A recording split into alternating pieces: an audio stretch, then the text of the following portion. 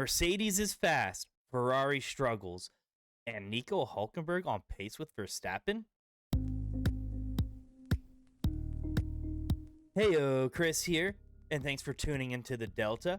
I said if I had some time to do a recap or review on any Formula One content as the Formula One season progresses, I would. So I have some time to do a little recap on FP1 and FP2 today at Bahrain, and so that's what we're gonna do.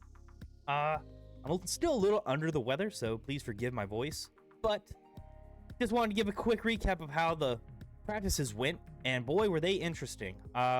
First practice, you have Daniel Ricciardo and Lando Norris leading the way with 132 marks on fastest laps.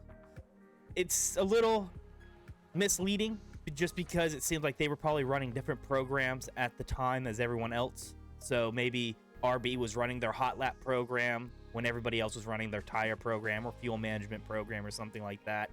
So I wouldn't get too excited, but it is cool to see that Daniel Ricciardo is up there and he's ready to go. There were some issues with multiple teams, though, on the turns. It seemed like a lot of people were locking up, especially on turn one. Alex Albon had some struggles, and Williams in general had some struggles on various parts of the track. Overall, I don't think FP1 was too exciting, other than the fact that like a lot of drivers were just having some track acclimatization issues, trying to figure out how to approach the corners and turns. It was super windy all day there in Bahrain at the track, so I think a lot of the issues came down to track conditions and drivers getting used to it. One thing to note, it seemed like Max Verstappen was very displeased with the car, calling in on the radio saying that basically everything's screwed up. You know, typical Max stuff. You know, he knows how he wants his car, and it seems like the car is not where he wants it. I wouldn't get too worked up about it. RB or Red Bull will definitely do what they have to do to make sure Max's car is good to go. One thing though we should take note of is definitely the results of practice 2. Holy cow, Mercedes showed up with some speed, pulling in with Lewis Hamilton a 130.3 and George Russell right after him a 130.5. So what I take from that, because that also happened like in the beginning of practice, like they came out and it's not like, oh, it was the last hot lap with like 5 minutes left in practice, let's see what we got. They came in and like they set the tone, and they sure did. They were really quick out there. George Russell seemed to have some issues with his car right at the beginning part, but he went back to the garage, got some things tuned up and tweaked, and then sure enough, right after that, he put in the second fastest time.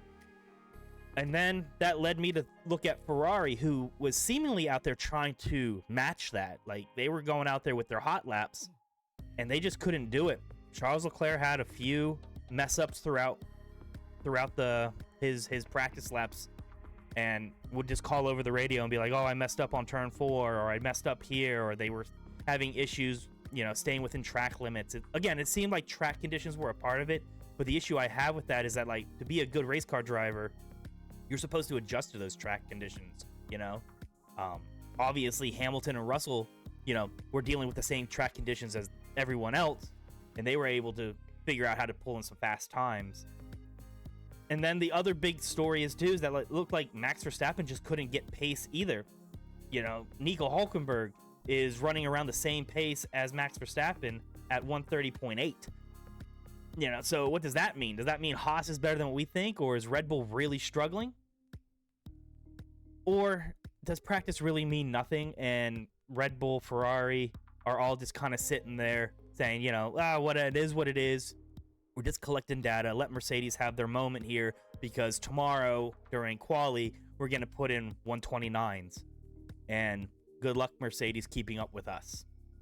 So what I basically learned from this practice was either we know nothing about racing and what's going to happen this season, or we kind of already still know what goes on, what's going to be, like, what the outcomes are going to be, and practice means nothing. Nonetheless, the way these results ended for the first day of the race weekend definitely has me on the edge of my seat and wanting more. There, with these numbers and the people that are up at the top, like Fernando Alonso coming in with the third fastest time, you know, I definitely want to see practice 3 tomorrow, and I'm definitely going to be tuning into the quali just to see how comparable these numbers are when it actually matters when it comes to grid position. But that's all I got for the practices today. I hope you enjoy the content. If you do, please consider liking and subscribing. But until next time, take care, stay safe, and have fun out there. Bye, everybody. Hey everyone, thanks again for tuning in. If you're enjoying this video, you're going to love what we have over on Twitch. Over there, I may play many games, but with the F1 season quickly upon us, I want you to join me with some F1 gaming content. I am thinking of playing games like F1 23 or F1 Manager on Thursdays and or Friday nights prior to the actual race in real life. For example, if they are racing in Silverstone, we race in Silverstone, and see how we stack up as a driver or team manager. Over there, we can chat about F1, share some opinions, stories, jokes, or anything really, accompanied by some fun Formula 1 gameplay. Head over to the Twitch channel at twitch.tv/delta_4_7_G to join the fun. Don't miss out, hit that follow button, and be a part of the action. See you there. Oh, too fast, slow down. Well, missed all this.